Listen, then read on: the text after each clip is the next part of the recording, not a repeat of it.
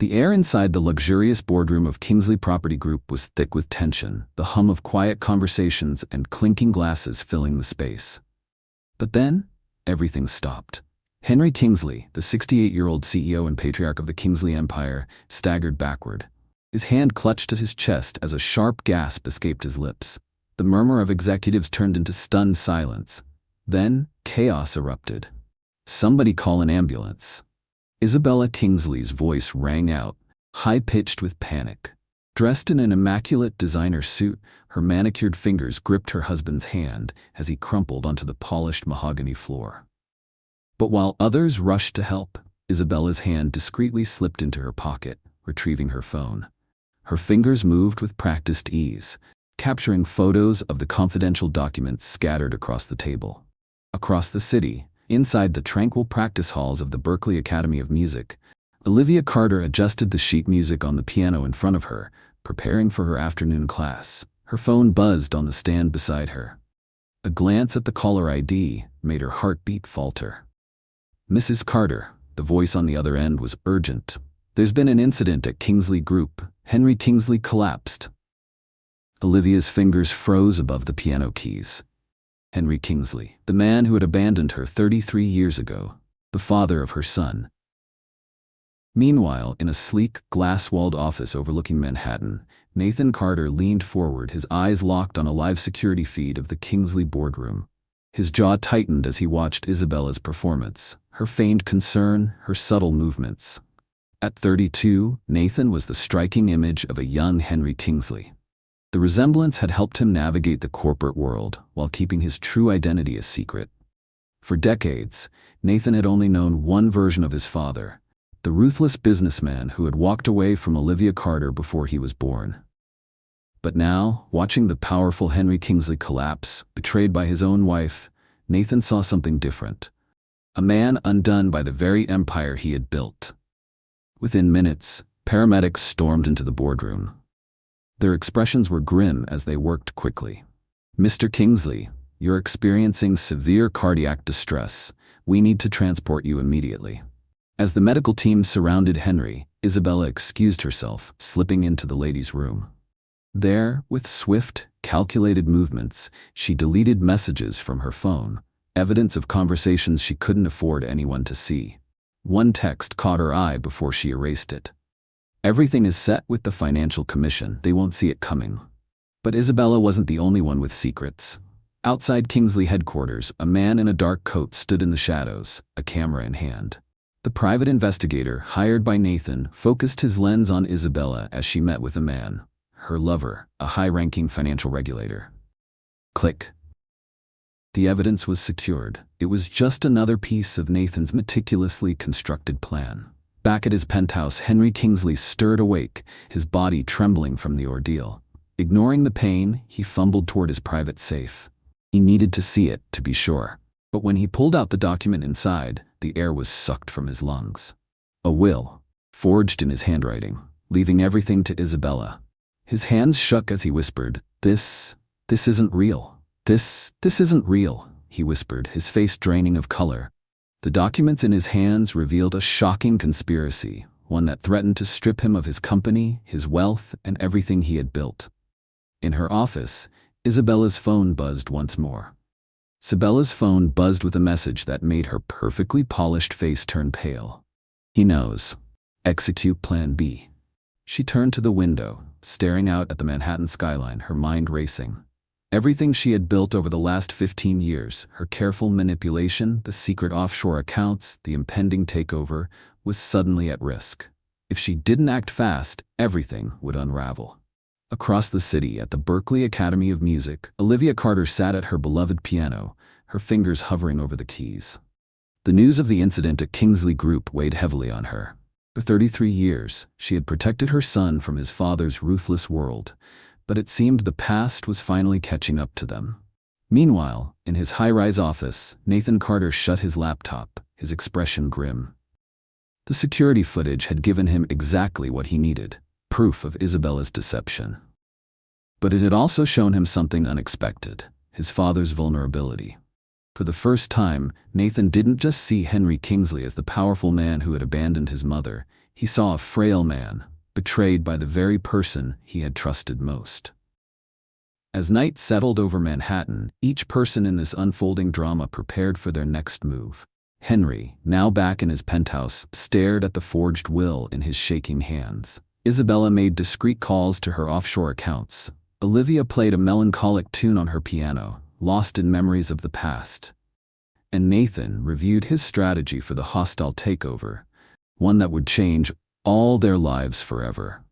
None of them knew that the following evening's dinner at the Argentum Room would bring them together in a way that would expose decades of secrets, lies, and hidden truths.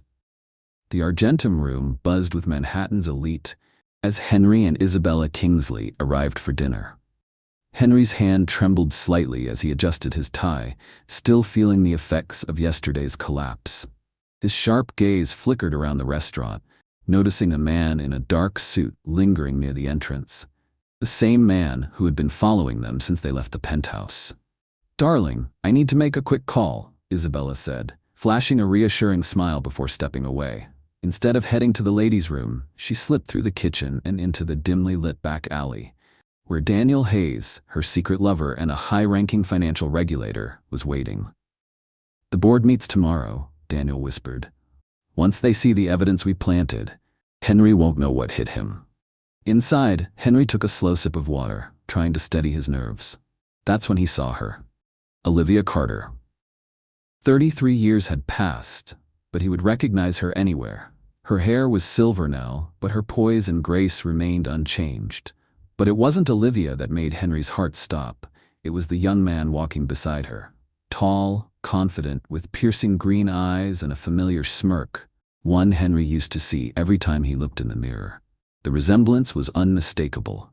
Just then, Isabella returned to the table, her expression briefly faltering as she spotted Olivia and the young man being seated nearby.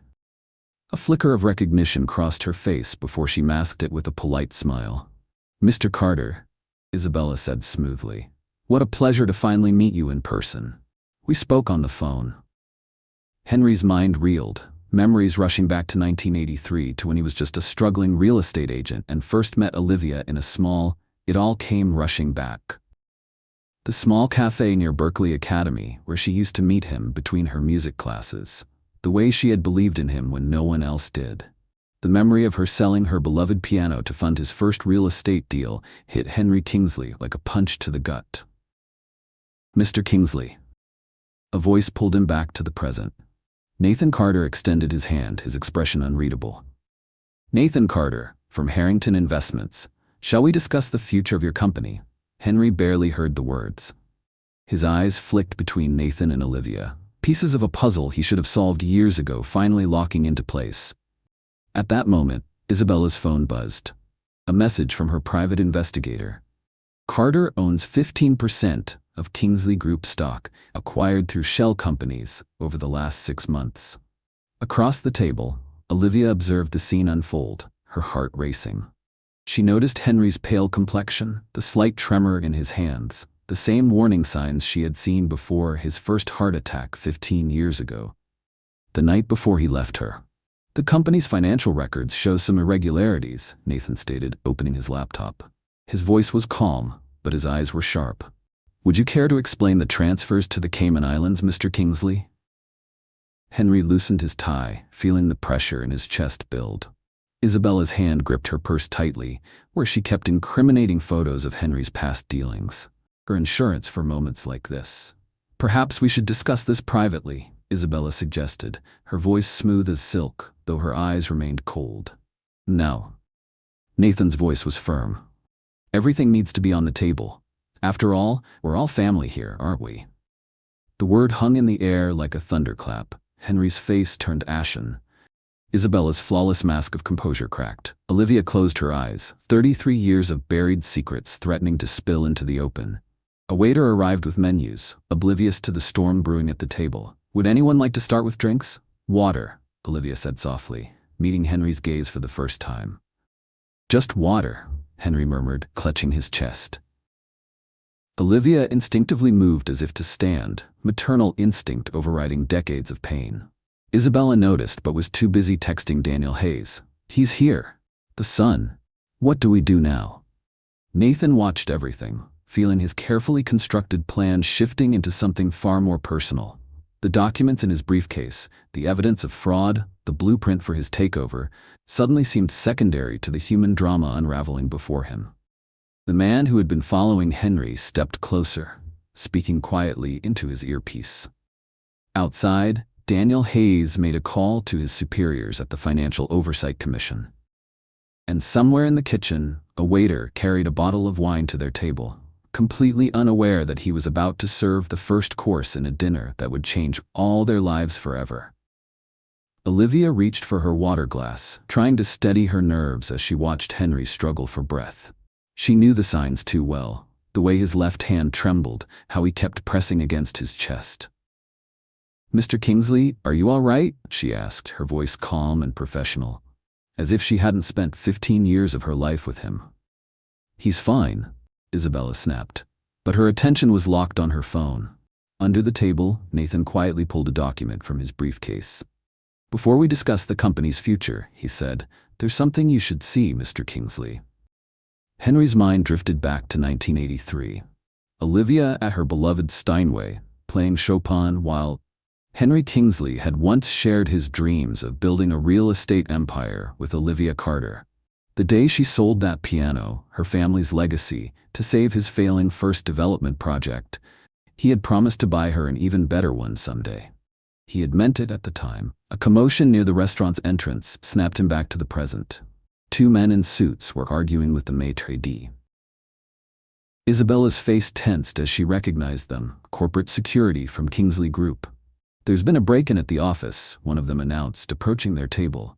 "Someone accessed the main vault." Isabella's phone buzzed again. She glanced at the screen, and for the first time that evening, her flawless composure wavered. DNA test confirmed.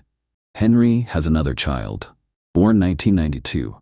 Across the table, Olivia used the distraction to slip Nathan a small key. "The documents are still in the piano," she whispered. "All these years, right under the lid."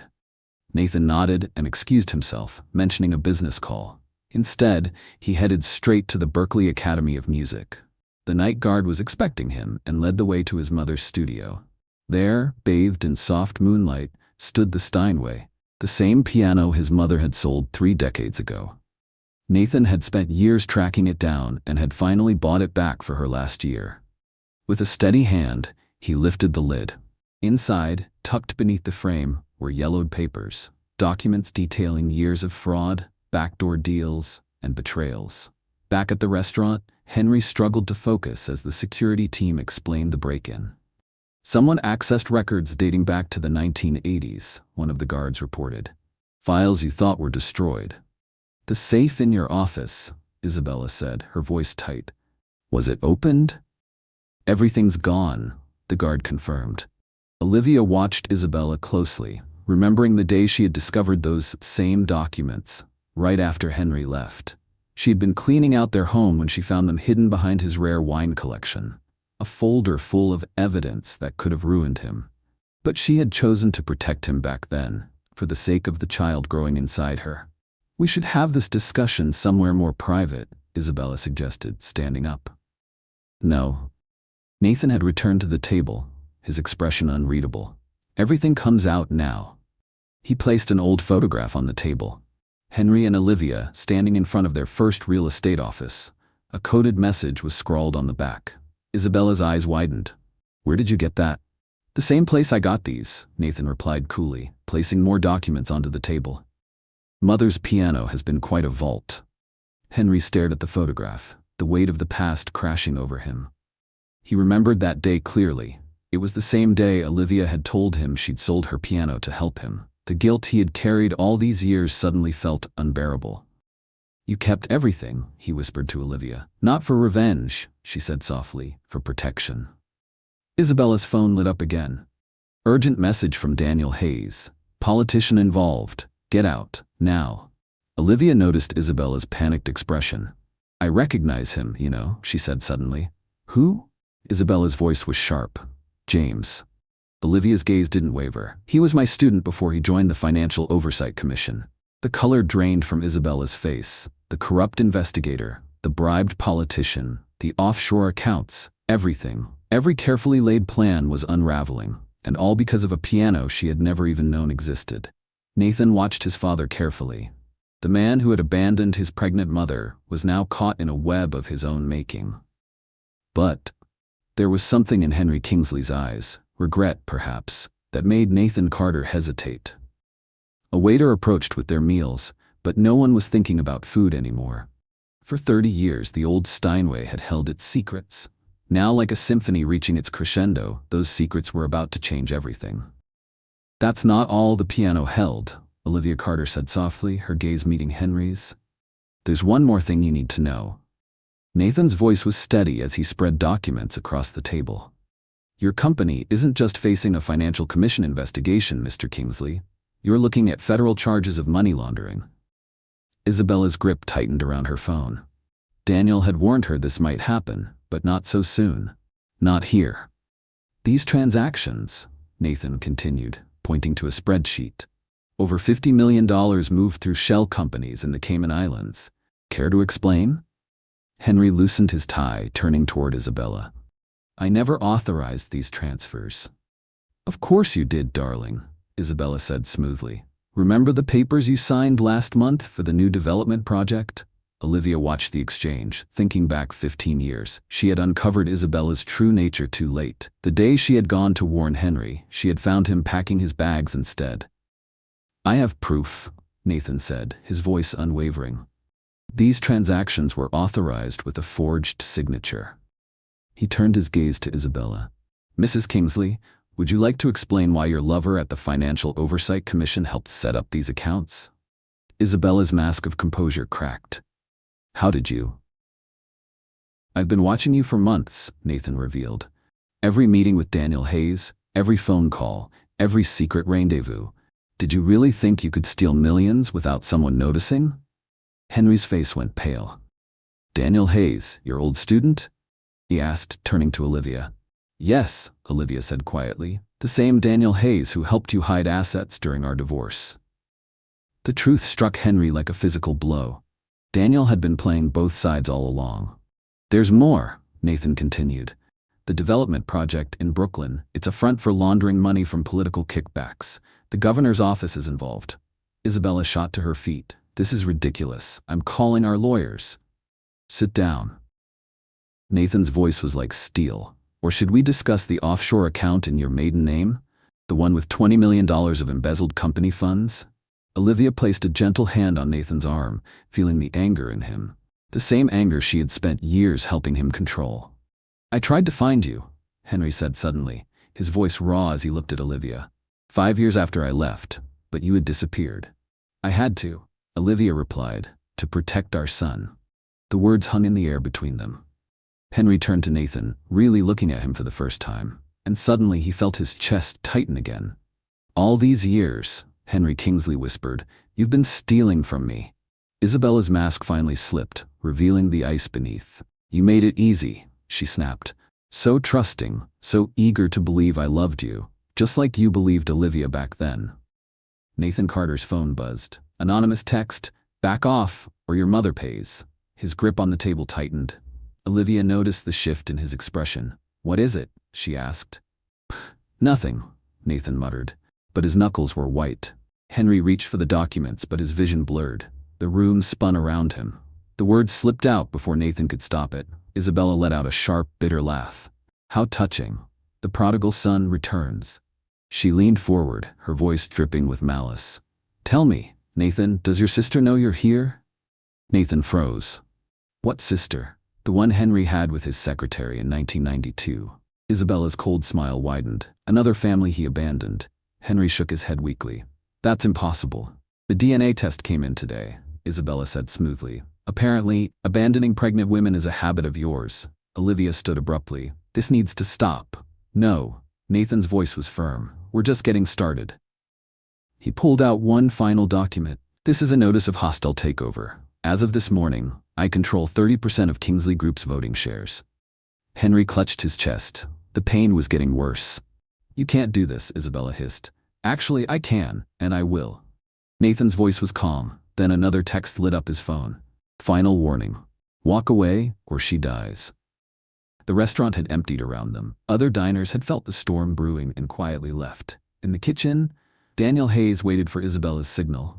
Outside, FBI agents were taking up positions. This was far from over. Henry slumped in his chair, his face ashen, sweat forming on his brow.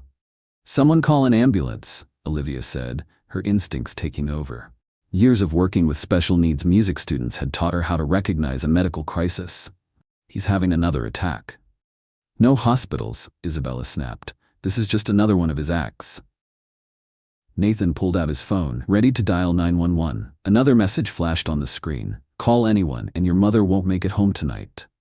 Olivia took Henry's pulse, her voice steady despite the chaos. "I've known about the fraud for years." She looked up at Henry. "Since the day you left, I found everything. The fake contracts, the bribes, the shell companies." Isabella's eyes narrowed. "Then why didn't you expose him?" "Because revenge wasn't worth destroying my son's father." Her voice was steady. "Unlike you, Isabella, or should I say, Catherine Williams?" A flicker of fear crossed Isabella's face. "How do you? You were in my advanced piano class at the Berklee Academy of Music, 1989. You dropped out after your father's investment firm collapsed, changed your name, reinvented yourself." Nathan's eyes darted between them, the pieces clicking into place. "That's why you targeted him." His voice was sharp. "Revenge for your father's bankruptcy." Isabella's jaw tightened. "Your father's company destroyed mine." Her voice was venomous. "Kingsley Group bought out Williams Investments for pennies on the dollar." Henry struggled to speak, his breath shallow. "I never knew you were Henry Williams' daughter." "Of course you didn't." Isabella let out a cold, bitter laugh. "You never looked past the pretty young assistant who laughed at your jokes and stroked your ego." A commotion near the kitchen drew their attention. Daniel Hayes was being escorted out. And outside, the FBI was moving in. Outside the restaurant, FBI agents swarmed the entrance. Inside, Isabella Kingsley reached for her purse, but Nathan was faster. "Looking for this?" He held up a USB drive. "Your insurance policy?" He smirked. "Daniel already gave us copies of everything." "You don't understand," Isabella said, real fear creeping into her voice. "There are people involved, powerful people, like Governor Harrington." Nathan pulled out another document. "We know about the kickbacks, the laundered money, everything." Henry Kingsley's breathing was becoming more labored. Olivia Carter moved quickly, pressing a nitroglycerin tablet under his tongue. She recognized the symptoms all too well. "There's something else you should know," Isabella said, desperation breaking through her polished demeanor. "About your sister." "Half-sister," Nathan corrected. "No." Isabella placed a hand on her stomach. "Your full sister. I'm pregnant." The revelation hung in the air. Henry stared at his wife, seeing her clearly for the first time in 15 years. "The baby is Daniel's," Isabella continued, "but the trust fund I set up, it's in your name, Nathan. Insurance, in case anything went wrong." Under the table, Olivia's hand found Nathan's, steadying him. "Don't let her manipulate you." "Everything I did," Isabella's voice cracked, "I did for revenge." "But this baby is innocent," Nathan stood. "Where are the original documents from the safe?" "Gone," Isabella said with a small knowing smile. Unless what?" "Unless you drop the takeover. Walk away. Let me leave with what I've set aside for the baby." Henry struggled to stand, but his legs buckled. Olivia caught him before he fell. "He needs a hospital," she insisted. "Wait," Henry gasped. "The safe in my office. There's something you all need to see." Suddenly, the restaurant went dark. In the silence, a chair scraped back. "Mom!" Nathan shouted. A gunshot rang out. The emergency lights flickered on. Isabella was gone. Olivia winced, clutching her arm. Blood seeped between her fingers. "It's just a graze," she said, but her voice shook. FBI agents flooded the restaurant. Through the chaos, Nathan's eyes landed on a familiar face, his mentor from Harrington Investments, watching from across the room, with a satisfied smile. "Dad," Nathan turned to Henry. "Who else knows about the safe?" Henry's breathing was shallow. "Only one person," he whispered. "Your mother's old piano teacher. The man who introduced us." Olivia's face went white. "Professor Anderson?" "Nathan's mentor at Harrington Investments," Henry nodded. "He's been orchestrating everything from the beginning." The truth hit Nathan like a freight train. Another shot rang out. Missed. Nathan grabbed Olivia and pulled her down behind an overturned table. FBI agents charged toward the kitchen. weapons drawn. "Professor Anderson," Olivia whispered, pressing a napkin against her wound. "He was more than my piano teacher. He was my father's business partner before Dad died. And my mentor at Harrington Investments," Nathan added, checking on Henry, who was still struggling to breathe. "He guided my entire career. He's been playing us all." Henry's eyes fluttered open. "The company's system," he gasped. "Check the company system." An FBI agent ran up to their table, his face tense. "We've got a situation. Someone's trying to wipe the company's servers remotely." Nathan Carter pulled out his phone, accessing the Kingsley Group network. "They're deleting everything. Years of records, gone." "Not everything," Olivia Carter said. "The backup drives, in the piano." "Mom, you're hurt. You need a hospital." "Nathan, listen to me." Olivia's voice was urgent. "Anderson didn't just teach me piano, he taught Isabella too." She swallowed hard. "He's been planning this for decades." Henry Kingsley grabbed Nathan's arm. "The safe in my office." His voice was weak. "There's a letter from your grandfather." "Sir, we need to get you to a hospital," an FBI agent interrupted. Nathan's phone buzzed. A message from Isabella. "Anderson has the drives. Meeting at the conservatory. Come alone or they release everything to the press." Another message followed immediately. "Your sister's life depends on it." "He's using Isabella," Olivia realized. "Just like he used my father." "What do you mean?" Nathan asked. "Henry Williams didn't just go bankrupt," Olivia explained. "Anderson convinced him to invest everything in Henry's company, then tipped Henry off about the weakness." Henry Kingsley's face paled. "I never knew," he said weakly. "Anderson brought me all the investors." An FBI agent rushed over. "Governor Harrington was just found dead in his office, apparent suicide." "No," Nathan said. "Anderson's cleaning house." Sarah's phone rang. The conservatory's security system had been triggered. "He's going after the piano." "Why?" Nathan asked. "We already have the documents." "Because?" Henry struggled to sit up. "The piano doesn't just contain documents, it contains proof of what Anderson did 30 years ago. The real reason Olivia's father died." Nathan's phone lit up again. A photo. Isabella, at the conservatory, a gun pressed to her temple, held hostage by Professor Anderson. "I have to go," Nathan said. "Not alone," Olivia insisted, standing despite her injury. "Both of you, wait." Henry pulled an envelope from his jacket. "I've been carrying this since my first heart attack," he said. "It's everything Anderson didn't want found. The truth about all of us." "Sir," an FBI agent interrupted. "The Financial Oversight Commission just froze all Kingsley Group accounts. The company's stock is crashing." Nathan checked his phone. Anderson had triggered a massive sell-off. Years of work, thousands of jobs, hanging by a thread. "Son." Henry grabbed Nathan's hand.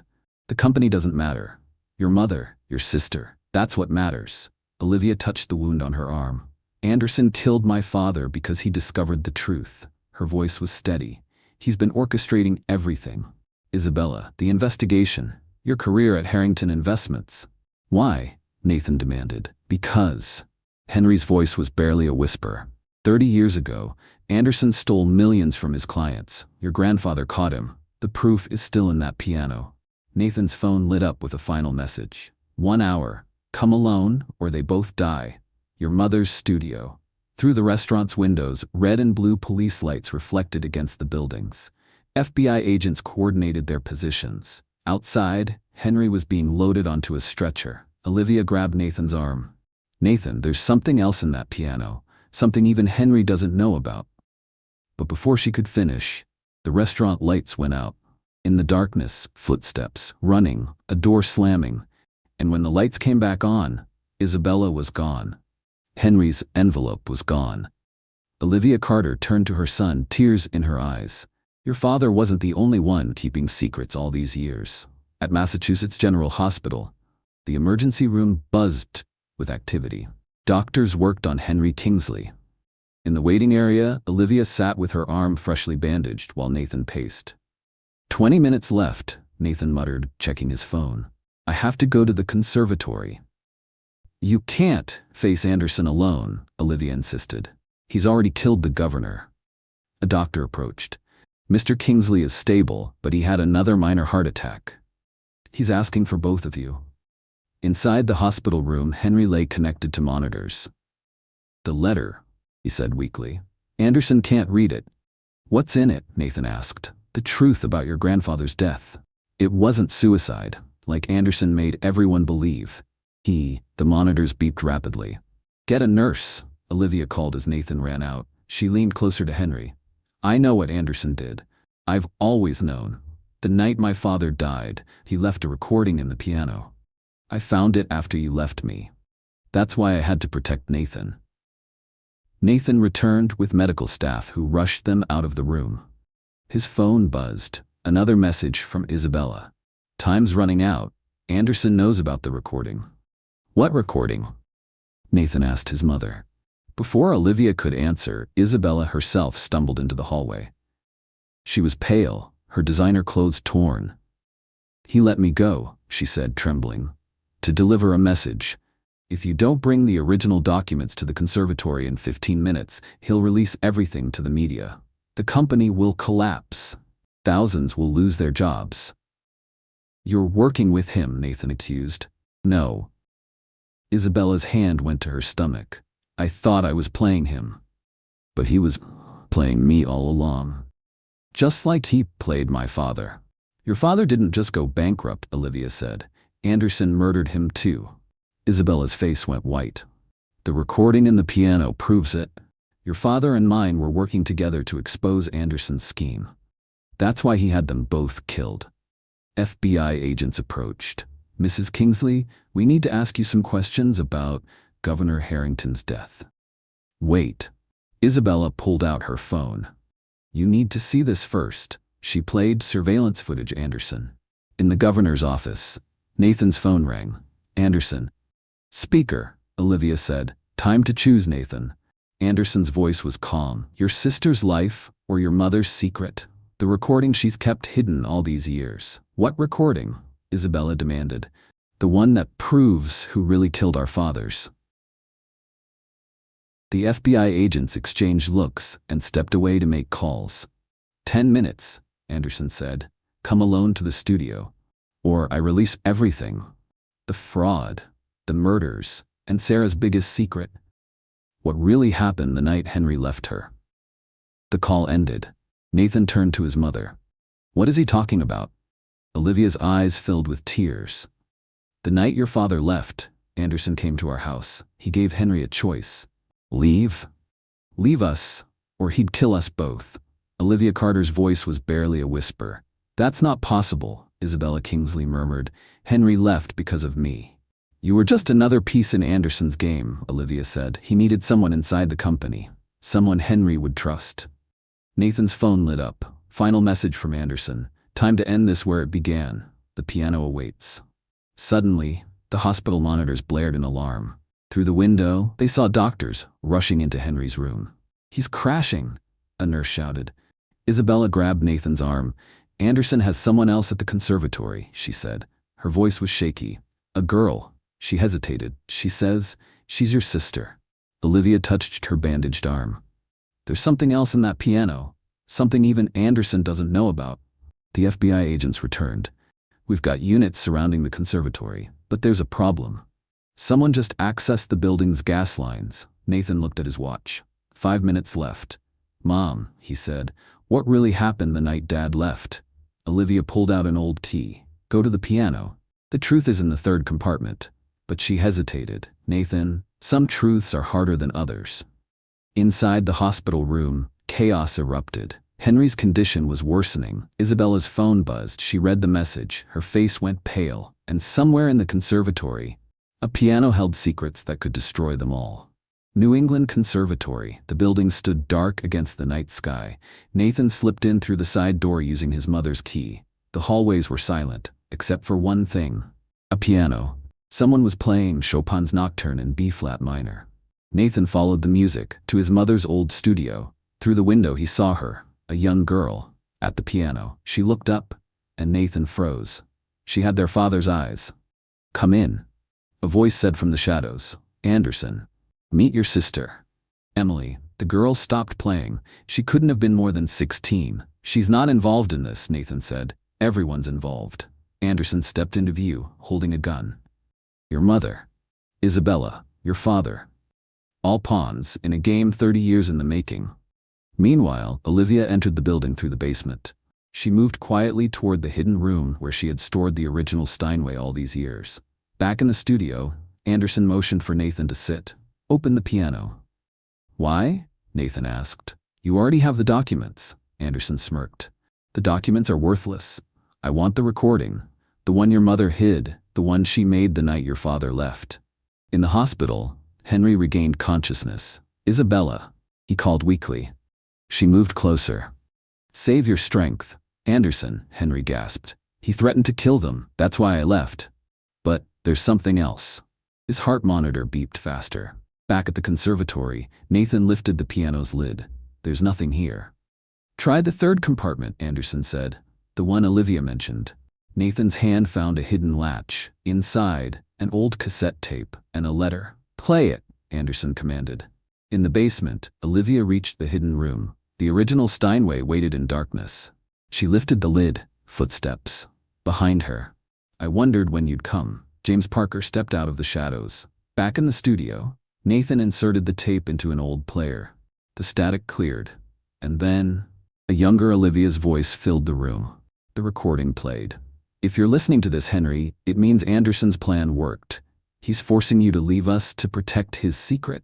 But what he doesn't know is that I recorded everything.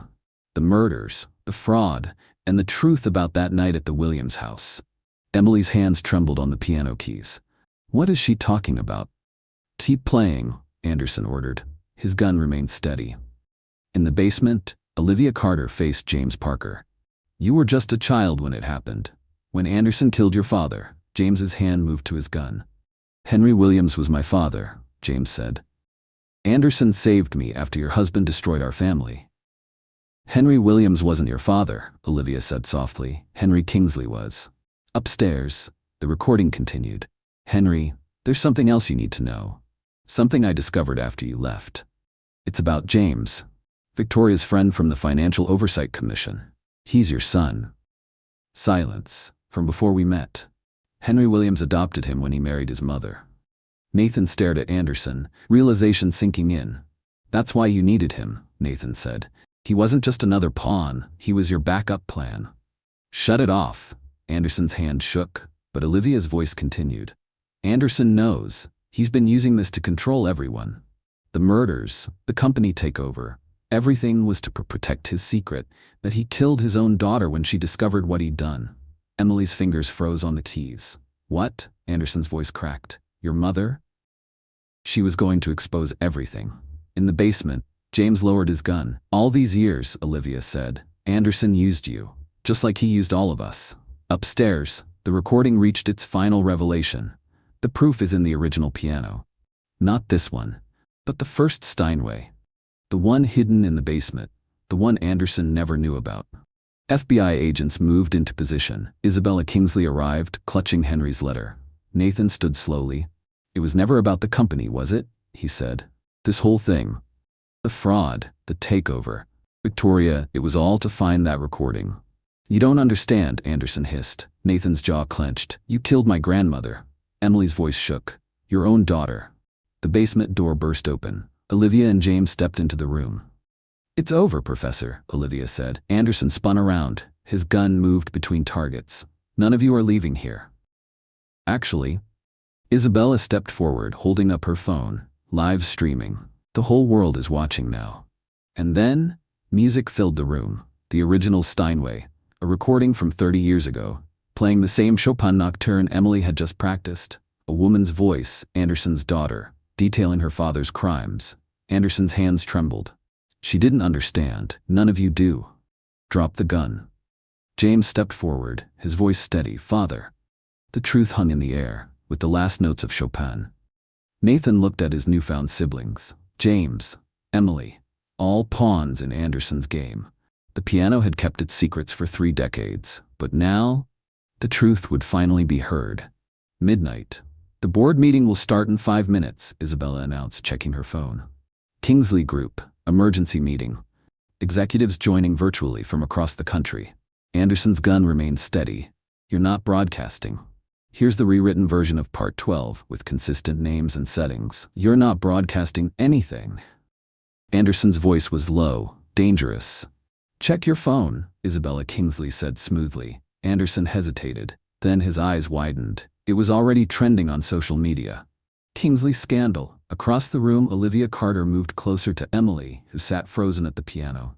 James Parker remained near the door, his CC badge now visible. You were FBI all along, Nathan Carter realized. Looking at James' deep cover, James nodded. Started investigating Anderson 3 years ago. Found out I was Henry's son 6 months in. Anderson's phone buzzed.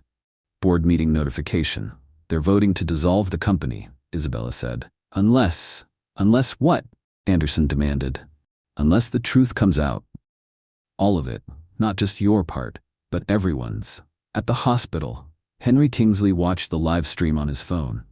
Tears rolled down his face as he saw all his children together for the first time. Nathan pulled up the company's system on his tablet. Stocks in freefall, thousands of jobs at stake. Play the rest of the recording, Olivia said quietly. Anderson's grip tightened on the gun. Don't. But Emily had already pressed play. Her grandmother's voice filled the room. 30 years ago, Dad, I found the proof. The missing client's money. The murders, everything. But there's something else. Something about Henry Kingsley's company. Stop it. Anderson moved toward the piano. The company was built on stolen money, the voice continued. Not Henry's theft. Yours, you used his ambition, his dream, to hide your crimes. And now you're going to kill me, aren't you? A struggle, a gunshot. Emily's hands trembled over the keys. You killed her because she found out you were stealing from your clients. Anderson's face twisted in fury. I built that company, he shouted. Henry was nothing without my investments. Stolen money, James said, from your own clients, your own daughter. The board meeting was starting. Isabella's phone lit up. We have to decide now, she said. The truth, or thousands lose everything. Nathan turned to Olivia. She nodded. Play my recording, she said. The second tape began. A younger Olivia's voice. Henry, by the time you hear this, Anderson will have forced you to leave us. But you need to know, the company isn't built on stolen money anymore. I replaced it. Every dollar from my father's estate. The company is clean. It has been for years. Anderson's been chasing a ghost. Anderson's face went white. Impossible. Check the records, Olivia said. Why do you think I really sold the piano? The money didn't go to Henry's project. It went to repay your victims. Isabella quickly pulled up banking records on her tablet. He's right. The stolen money was replaced in 1989. Silence. Then what was all this for? Emily asked. Power, James said. Control. He couldn't let go of either. The board meeting live feed appeared on Nathan's screen. They were about to vote. Wait, Isabella interrupted. She patched into the virtual meeting. Before you vote, you need to see this. She shared Olivia's recording. As the truth played for the board, Anderson finally lowered his gun. I spent 30 years, he whispered. All this time, chasing shadows. While destroying lives, Olivia finished. FBI agents moved into the room, led by James. Professor Anderson, you're the murderer of Catherine Anderson, Henry Williams, and George Mitchell.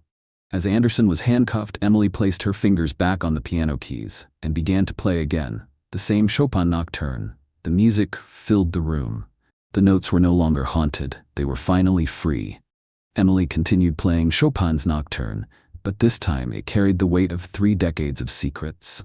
Isabella's phone buzzed. The board's decision was final. Kingsley Group would survive, restructured under new leadership. Nathan, Isabella said, they want you as CEO. Nathan looked at his newfound siblings, James, Emily, then at his mother. No, his voice was firm. We do this together. All of us. Olivia Carter touched the piano keys beside her daughter. Family first. That's what Henry and I forgot 30 years ago.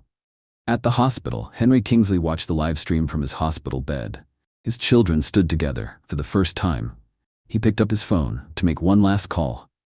One that would change everything again. You should all come to the hospital. Henry's voice was weak but clear through the speaker. There's something you need to know. 30 minutes later, the group arrived at Massachusetts General Hospital. Emily still seemed shaken by the night's revelations. James maintained his FBI composure. Nathan walked beside Olivia, who hadn't said a word since leaving the conservatory. Henry's room was dimly lit. Isabella stood by the window, her hand protectively over her stomach. "My children," Henry said, looking at them all. "James, Nathan, Emily. I failed each of you," Henry admitted, "in different ways." "Dad, you need to rest," Nathan started. "No." Henry's voice was resolute. "You need to hear this now." He reached under his pillow and pulled out another envelope. "My new will." Isabella turned sharply. "What?" "I'm dissolving Kingsley Group. The company will be reformed as a trust. Olivia will control 50%. The remaining 50% will be split equally among my children. All of my children." James stepped forward. "I don't want anything from you." "It's not for you," Henry said. "It's for the families of everyone Anderson hurt. The trust will help them rebuild their lives." Olivia finally spoke. "That's what I tried to do 30 years ago. To make things right." Henry's voice cracked. "I know. I found the records of your payments to Anderson's victims. You sold everything. Not just the piano." Emily stepped closer. She sat at the edge of her father's bed. "Why didn't you ever look for me?" Henry's eyes filled with tears. "Anderson told me you died at birth. Just like he told James's mother, that I died in an accident before he was born." Isabella stepped forward. She hesitated. Then her voice dropped to a whisper. "The baby I was carrying. James isn't the father." Everyone turned to look at her. "I lost that baby 2 months ago." She exhaled shakily. "I used the pregnancy to manipulate the situation, to protect myself." She paused. "Then, I'm turning myself in. The FBI already has my full confession." James nodded. "We'll need your testimony against Anderson." Nathan checked his phone. "The market opens in 3 hours. What do you want me to tell the board?" Olivia met his gaze. "Tell them the truth. All of it. The company was built on stolen money, but it was made clean through sacrifice. Now, it's time for it to help heal the wounds it caused." Henry pressed a button, raising his bed slightly. "There's something else. Anderson had a partner. Someone who's been watching all of us. For years." Olivia's face went pale. She whispered, "Professor Chen. My father's best friend." Henry nodded. "He's been running the Asian operations. Moving money, hiding evidence." James was already on his phone. "FBI teams are moving in on his location." Emily's hands moved unconsciously, tracing piano notes on her leg. "Will they arrest him too?" "They already have," James Parker said, scanning a message on his phone. "He's agreed to testify against Anderson." Henry turned to Olivia. "I tried to find you, 5 years after I left." "I know," Olivia said softly. "I saw you, outside the school where I was teaching. But I couldn't risk Anderson finding us." Isabella Kingsley stepped toward the door. "The FBI is waiting for me downstairs. I'll tell them everything I know about Chen's operations." "Wait," Henry called. She hesitated, thanked for coming forward, for helping end this. She nodded once and walked out. Nathan sat in the chair beside his father's bed. "What happens now?" "Now," Henry said, "we build something new, something honest." He looked at each of his children. "Something together." Olivia moved to the window. The first light of dawn was breaking over Manhattan. "Mom," Nathan said, "there's one more secret, isn't there? Something in the original piano. Something you haven't told us." Olivia turned back to the room. "Yes, something that will change everything again." Emily stood. "The last recording. The one hidden in the false bottom." James checked his watch. "Chen will be interrogated in an hour. Whatever it is, we need to know now." Henry reached for Olivia's hand. "Tell them. It's time." Olivia took a deep breath. "The night Anderson forced Henry to leave, he gave me a choice too. One I never told anyone about. Not even Henry." The room fell silent. She reached into her purse and pulled out one final tape. Olivia's hands trembled as she held the cassette. "Before I play this, you need to understand something. Anderson didn't just threaten to kill us that night. He offered me a choice. A choice that would have saved everything." Nathan's voice was barely above a whisper. "What choice?" Olivia swallowed hard. "He wanted me to sign papers, claiming Henry had embezzled the money. In exchange, he would have let us keep everything. The company, our family, our life together." Henry's heart monitor beeped faster. "Olivia." She inserted the tape into a small player she'd brought from the conservatory. Anderson's voice filled the hospital room. 30 years ago. Just sign the paper, Olivia. Henry will go to jail. But you and your baby will be set for life. All his assets will transfer to you. A young Olivia's voice responded. And if I don't? Then Henry leaves you today. He never sees his child. You lose everything, but he stays free. Running the company under my control. Emily's breath caught. You chose to let him go. Olivia nodded. I chose to save your father's freedom, even if it meant losing him. James stood straighter. His FBI training failed to mask the emotion in his eyes. But that's not all that's on the tape, is it? Olivia hesitated. Then, no. She pressed play again. They heard shuffling.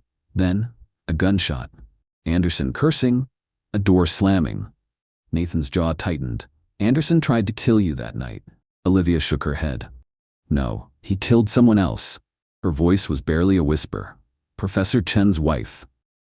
She was there to warn me about Anderson. She died saving my life. Henry struggled to sit up. Chen wasn't Anderson's partner? Olivia's eyes burned with unshed tears. No, he was working undercover for 30 years, gathering evidence. His wife's death was written off as a suicide, just like Anderson's daughter. The tape continued playing. They heard Chen's voice. I'll keep building the evidence, Olivia, but you have to protect Henry's children. All of them. Anderson doesn't know about James yet, or the baby Emily's mother is carrying. Emily's hand flew to her mouth. That's how you knew about all of us. Chen kept me informed, Olivia said, nodding. He helped me track each of you. Make sure you were safe. Even helped me buy back the original piano. James checked his phone. Chen's interrogation just started. He's giving them everything. The company's stocks are suspended, Nathan added, looking at his tablet. The markets are waiting for our statement. Henry reached for Olivia's hand. Tell them the rest. Olivia took a deep breath. Chen and I did more than protect you. We've spent 30 years building a case against everyone involved in Anderson's schemes. The evidence isn't just in the piano, it's in every major financial institution in New York. The trust fund Isabella mentioned, Nathan said slowly. It's not just for Anderson's victims, is it? Olivia nodded. It's all the money we recovered. Billions. Hidden in plain sight. Every dirty deal, every bribe, every theft. We tracked it all. Emily moved to the window. The sun was rising over Manhattan, painting the sky in shades of hope. The conservatory, she said suddenly. The benefit concert. Tonight? Everyone will be watching, Henry nodded. The perfect time to tell the world the truth. Not just tell it, James added. Show it. We have all the evidence now. Nathan stood. We do this together, as a family. Olivia pressed play one final time. The last seconds of the tape captured Chen's wife's final words. Love is stronger than greed, Olivia. Remember that. Henry's monitor beeped steadily. His heart rate was strong. I spent 30 years chasing wealth, power, success. I had a fortune. But I lost my family. Not lost, Emily said, taking his hand. Just waiting. Nathan's phone buzzed. The FBI had finished Chen's interrogation. He gave them everything. Names, dates, accounts. It's over. Olivia shook her head. No. She looked at her family. Finally reunited. It's just beginning. As the morning sun filled the room, New York awakened to a new day.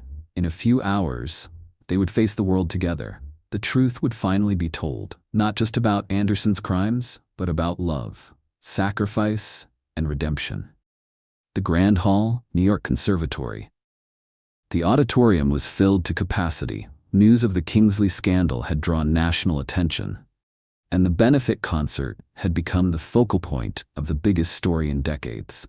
At center stage, Olivia Carter sat at her restored Steinway, the piano that had kept their secrets for 30 years. In the front row, Henry watched from his wheelchair, surrounded by their children. Nathan, James, Emily, a family finally whole.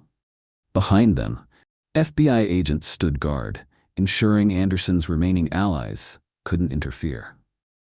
At the back of the hall, Isabella chose to watch from the shadows. Her testimony against Anderson and Chen had secured a lighter sentence. Her role in exposing the truth Isabella's testimony had helped bring Anderson and his network to justice. It had also earned her a measure of redemption. At center stage, Olivia Carter's fingers touched the keys. She took a deep breath and began to play. It was the piece she had composed over 30 years ago, a musical journey of her family's story. Each note carried the weight of secrets kept, sacrifices made, and love that had endured, despite everything. The hall fell silent. Then Emily stepped forward and joined her mother at the piano, a mother and daughter duet, telling the story that words alone could never express. In the audience, New York's elite sat frozen, watching as their world of privilege and power was transformed by the truth. At the front, Henry Kingsley closed his eyes, tears streaming down his face.